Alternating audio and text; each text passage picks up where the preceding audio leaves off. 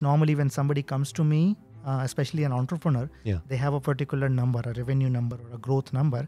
And I ask them, let's make it 10x, whatever number. Okay. And that immediately puts them in massive discomfort, right? So they would like that 10x, but they don't like how it feels. And they suddenly see why they are not capable.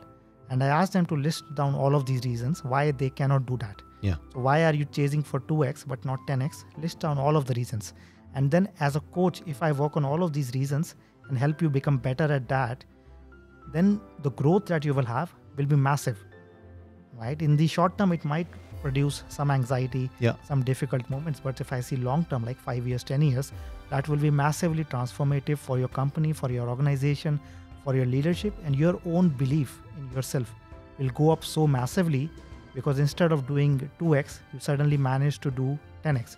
And even if that person fails in 10x, they still land up at 5x or 6x, which is much better than the 2x which they were aiming for earlier. Yeah, I get that.